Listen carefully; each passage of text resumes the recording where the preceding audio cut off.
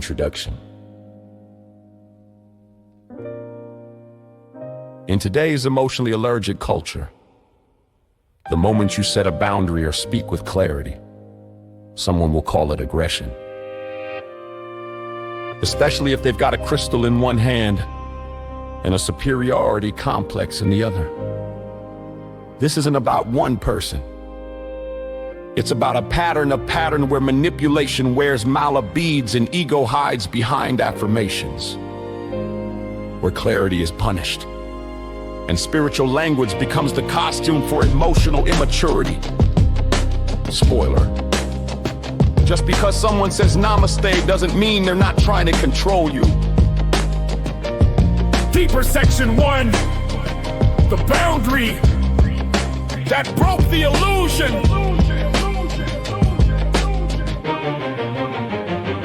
Boundaries are not walls, they're doors. They don't shut people out. They show who's willing to walk through with respect. But in today's emotionally reactive culture, setting a boundary is often treated like an act of war. Especially when the person on the other side is invested in maintaining control. This section explores what happens when you draw a line and someone responds not with grace, but with performance. The moment of truth, it starts with a sentence. I think it's time we move on. We don't have anything in common. No malice, no drama, just clarity. But clarity is threatening to those who rely on confusion to maintain power instead of acceptance. The response is often a flood of projection, spiritual jargon, and unsolicited psychoanalysis. Suddenly, your boundary becomes their battleground. Why boundaries trigger performers? People who build their identity around being enlightened or emotionally evolved often struggle when someone walks away from them. Why? Because they see relationships as validation, not connection. Because they mistake control for closeness. Because they've built a persona that can't tolerate rejection. When you say no more, they don't hear a boundary, they hear an insult. And they respond with a performance designed to reassert dominance. The illusion. They protect. The illusion is simple. I am the healer. You are the broken one. I am the evolved soul. You are the low frequency. I understand you better than you understand yourself. But here's the truth. Anyone who needs to elevate themselves by diminishing you is not operating from wisdom. They're operating from fear. What real boundaries sound like? Real boundaries are clean. They don't need justification. They don't need applause. They sound like this 𝙒𝙠 no longer serves me. I'm choosing peace over performance. I don't need to explain myself to be understood.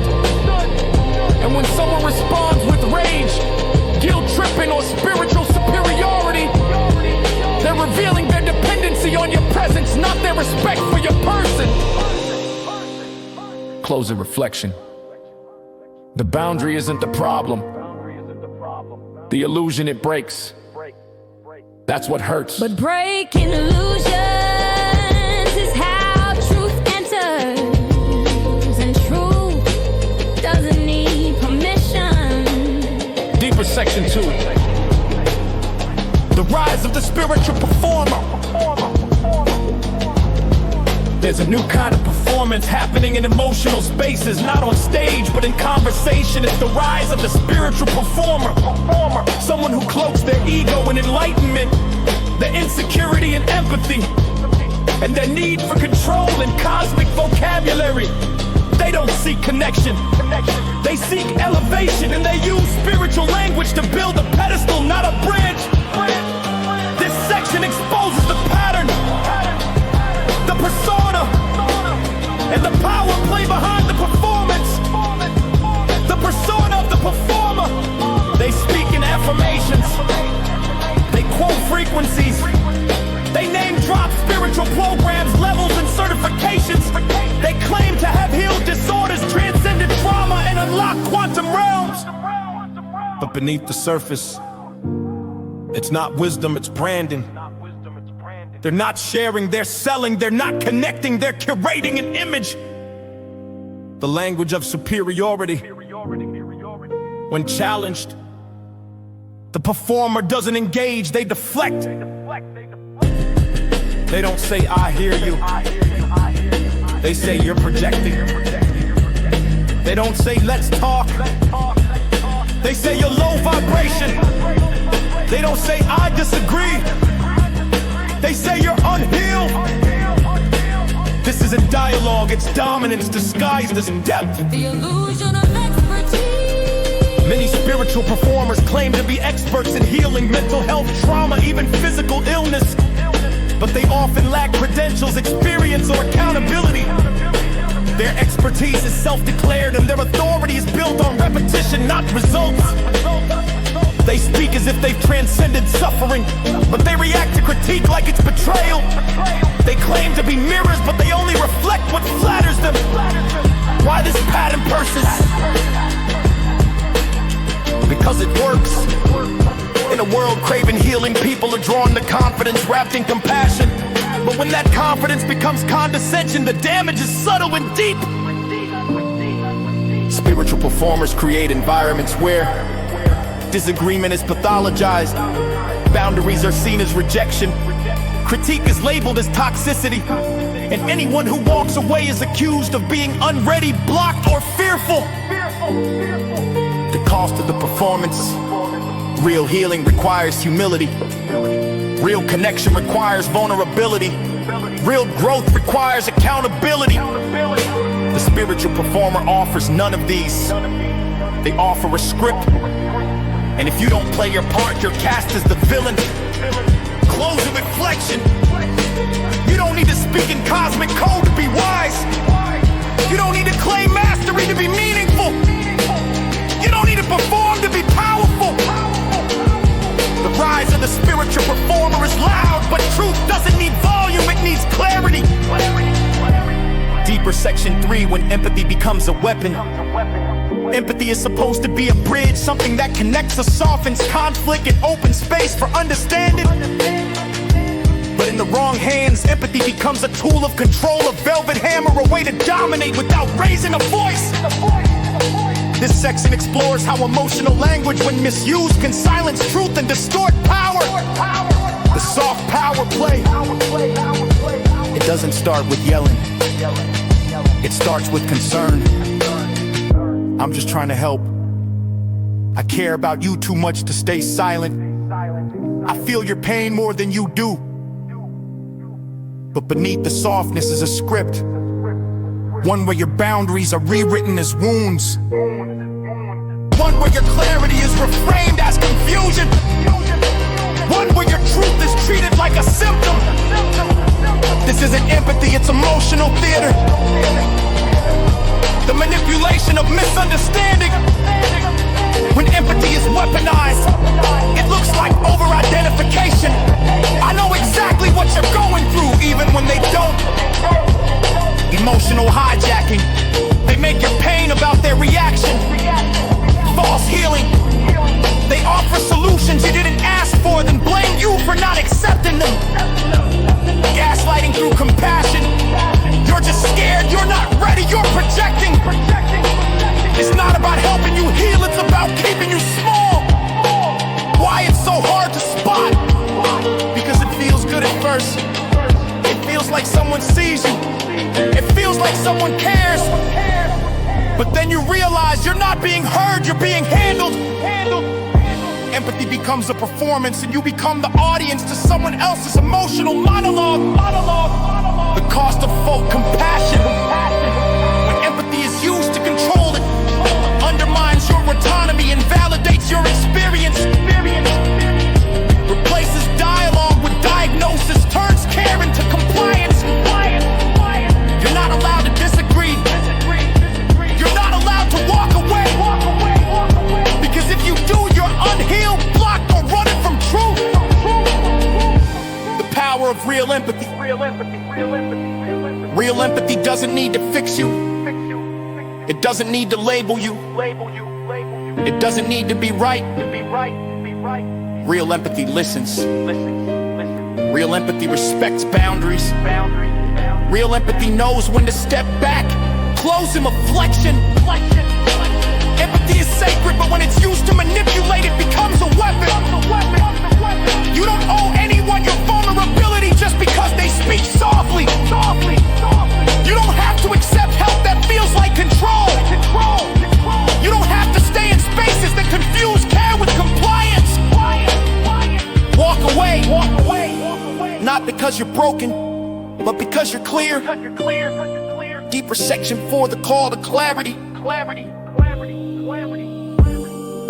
In a world addicted to ambiguity, clarity is rebellion. We're told to soften our words, dilute our truths, and tiptoe around discomfort. But clarity doesn't apologize, it doesn't negotiate, it doesn't wait for permission. This section is a call to those who are done performing, done explaining, and done shrinking. It's time to speak with precision, it's time to live without distortion. The fog we're trained to accept, we're taught to say maybe when we mean no. Say I'm fine when we're breaking. Say I understand when we're being disrespected. We're trained to keep the peace at the cost of our own voice, but peace without truth is just silence. And silence is where manipulation thrives. Why clarity feels dangerous? Because it exposes. It reveals the games people play. It strips away the spiritual jargon, the emotional theater, the false empathy. Clarity says, this isn't working. I don't agree. I'm walking away. And when you say those things, people who rely on confusion will call you cruel.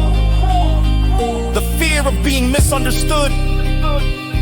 You'll be labeled aggressive, unhealed, narcissistic, cold.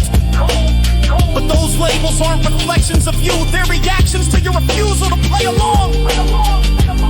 Clarity doesn't need to be liked, it needs to be lived. What clarity actually looks like, it's not loud, it's not angry, it's not defensive, it's clean, it's calm, it's final. Clarity is saying what you mean and meaning what you say. It's walking away without guilt. It's standing firm without explanation. Closing reflection. Closing reflection. This is your call to clarity, to speak without distortion, to live without apology, to walk without permission. You don't owe softness to people who confuse kindness with compliance.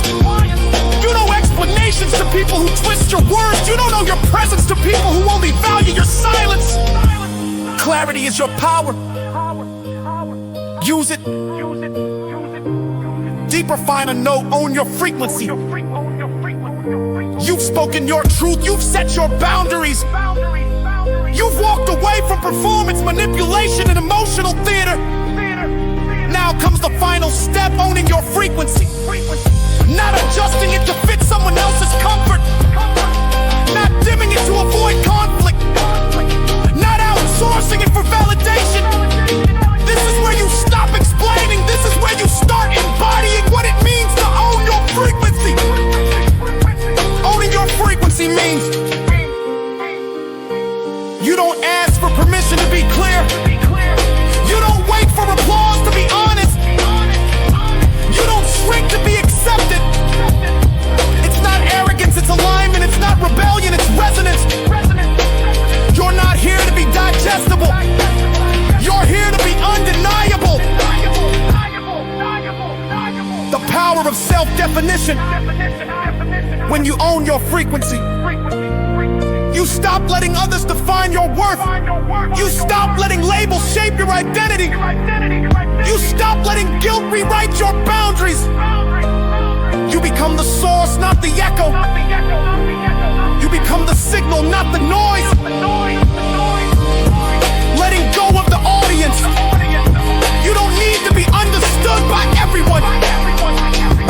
You don't need to be liked by everyone.